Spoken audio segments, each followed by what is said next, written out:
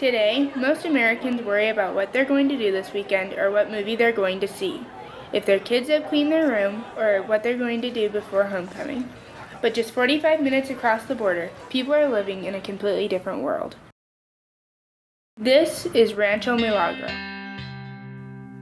If you were told that a man whose background in marketing could change the lives of over 50 kids, would you believe it? Well, in the small town of Viaje de las Palmas, Mexico, just 45 minutes across the border, stands Casa Jugar para Niños Rancho El Milagro, or Miracle Ranch Home for Children. Inside lives the same marketer who, with the help of his wife, also a social worker, did something truly amazing. I grew up in a very large family. I have 14 brothers and sisters, including myself. We had a lot of needs.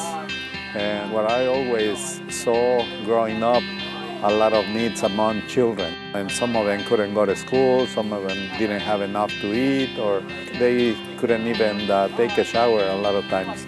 When I met Cheryl, we talked about it. She was learning about other countries and all that. So then I told her about it, and she had the same vision or the same dream about one day to be able to help children. Worldwide today, more than 60 million children and infants have been abandoned by their families and live in orphanages or on their own. Every child has their own story, and among them is this remarkable little girl who has overcome more than some people see in their entire lives. All of our children been abused in different stages, different ways, but most of them been physically, sexually, and emotionally abused. And we have cases.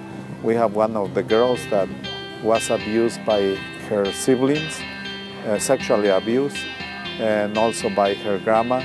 She has her left hand burned because her grandma put her hand into boiling water. And I remember the first day when she came in. It was very hard for me to tell her that I love her, or to tell her that God loves her. Because this ranch resides in the middle of 3,000 olive trees, they grow their own olives and produce their own olive oil. By doing this, they sustain a gradual income, although this field that once produced olives is now a painful memory of a fire. About 4 years ago, we got a fire, very large fire, the largest fire. It started in a warehouse. We had all our tools, we have finished produce, and we lost 150 tons of olives already cured and processed. I felt devastated. I couldn't, to be honest, I couldn't cope with it. I felt like my life was falling apart. I didn't know what to tell the family. I didn't know what to tell my wife. And I just came to my office and I just started crying.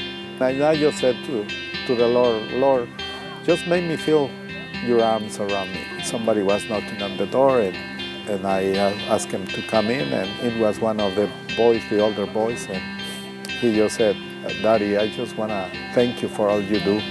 And he came and hugged me. So that did it. I asked for a hug, and God sent Mario to give me a hug. Almost from the first days that we started the ministry, so one of the boys decided to call us mom and dad, then the others followed. And since then, we've been mom and dad to them. Every child, every boy and every girl, it has made a difference in my life because everyone is special. I have learned something from everyone. And every time I see them, doesn't matter what time of the day is, in the morning, in the afternoon, or at night, I always get hugs. Makes my day different. And it's when I say to myself, that is worth it. It really, I'm the richest man in the world. Definitely it's hard to give thanks to God for everything, but I have learned that because I do really believe there's a purpose for everything. At the end of the day, I realized how blessed I was to have an experience like this. More importantly, I realized how blessed we all are to live such comfortable lives.